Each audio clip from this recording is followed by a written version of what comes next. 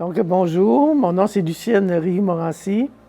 J'ai passé 49 ans au Collège Mont-Saint-Louis, avec les 20 ans de fondation et les 30 années de service dans l'enseignement. Je suis arrivée au Collège Mont-Saint-Louis en 1973. Je déménageais à Montréal, donc il fallait me trouver un emploi. J'avais fait application en CECM, j'avais application aussi à une autre commission scolaire de Laval et je n'avais eu absolument aucune réponse. Au début juillet, en ouvrant la presse, il y avait une offre d'emploi de demander un professeur en sciences physiques à temps partiel. Donc, j'ai fait application. J'ai eu un retour de courrier et on me donnait un rendez-vous pour passer l'entrevue. C'était vendredi le 13. Je me mariais le 16. Donc, je suis montée à Montréal pour passer l'entrevue. Première personne que j'ai rencontrée en ouvrant la porte du collège, c'est Claude Guillemette. Il me dit « Ils sont corrects ». J'étais contente. À la fin de l'entrevue, on m'a dit qu'on me donnerait des nouvelles la semaine suivante. Sauf que la semaine suivante, moi, j'étais partie en voyage de noces pour 3 semaines en Nouvelle-Écosse. Donc, là, ils se sont réunis, ils ont fait un petit caucus. Puis ils m'ont fait signer mon contrat immédiatement. Je rentrais au mois d'août lors des journées pédagogiques. En entrant pour passer mon entrevue dans l'aile D, dans l'aile Henri Bourassa, je m'aperçois que c'est un ancien collège et c'est vieux comparativement à l'école polyvalente où je travaillais à Trois-Pistoles, une belle école polyvalente, où j'avais passé 5 années. J'ai beaucoup aimé mon passage au Collège Mont-Saint-Louis, beaucoup aimé, ça m'a permis de m'évanouir. J'étais plutôt réservée. J'avais mis l'idée de choses qui pouvaient être faites et j'achalais mes directeurs. Ce qui m'a amené à travailler sur plusieurs comités, diplôme MSL, collation des grades, Expo MSL. L'Expo MSL, particulièrement, c'était les élèves faisaient leur dernière communication de l'année en 5e secondaire, communication des résultats aux autres. Donc, la dernière étape de la recherche scientifique. La première expo MSL qu'on a montée avec Gilles Isabelle, c'était la visite de Julie Payette.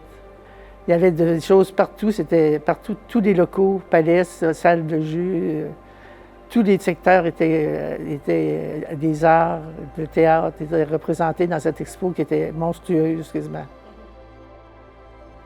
Notre première journée pédagogique, on s'est retrouvés au local 025 au sous-sol. C'était le local de projection de films. C'était un petit auditorium.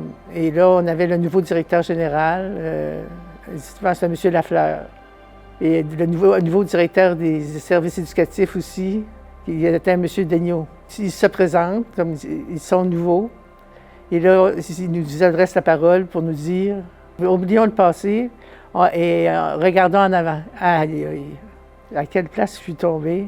Qu'est-ce qui s'est passé dans cette école-là pour qu'on nous dise « Oublions le passé puis regardons à l'avenir ». J'ai jamais su exactement ce qui s'était passé, mais il y avait on était une douzaine de nouveaux profs. Et ça a formé une gang.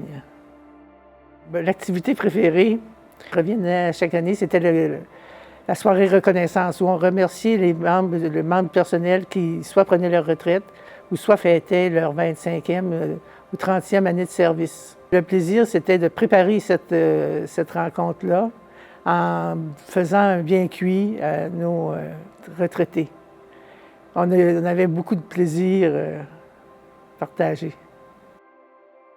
Quand on me pose des questions, quand on me demande comment je définis le collège, je le définis par ce qui, pour moi, est le plus important, c'est montrer, apprendre à apprendre. Une fois qu'il sait apprendre, il est capable par lui-même de faire beaucoup de choses. Être eux-mêmes, les élèves sont respectés dans le sens, ils peuvent demeurer ce qu'ils sont. Ensuite, on ne vise pas à en faire des robots savants, on veut en faire des citoyens respectueux. Aux jeunes enseignants, je dirais, de savoir écouter. Soyez patients. Écoutez ce que l'élève a à vous dire ou le patron a à vous dire. Respectez ses silences. Et surtout ne pas les interrompre. Après, lorsqu'ils auront dit tout ce qu'il y avait à dire, ce sera votre tour de parler. Mais mon meilleur coup que j'ai fait au Collège Mont-Saint-Louis, c'était à la Fondation. Je n'étais pas attitrée au niveau du collège, mais ça a été de susciter la création d'une synergie entre l'Association des anciens, la Fondation et le conseil d'administration du Collège Mont-Saint-Louis. Donc, ces trois entités-là devaient, selon moi, mettre chacun leur contribution pour faire que la Fondation puisse remplir sa mission. Quand je suis arrivé au Mont-Saint-Louis, il y a une chose qui me frappait. J'étais dans une polyvalente et je travaillais pour bien préparer mes cours, puis donner des cours structurés, puis bien faire les choses.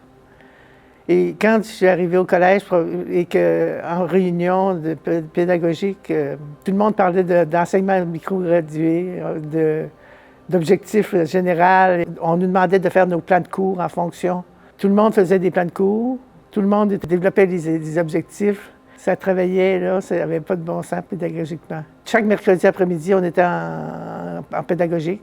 Les élèves étaient en activité avec les animateurs. Nous, les profs faisaient leur plan de cours. Donc, il est sorti de ça des manuels scolaires. Donc, ça m'avait surpris que les gens travaillent autant. Mes trois enfants sont venus au Collège Mont-Saint-Louis. Et je dois dire qu'ils ont appris à apprendre.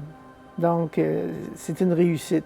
Si bien que mes petites filles sont présentement, j'ai deux en septembre, il y en aura deux au Collège Mont-Saint-Louis.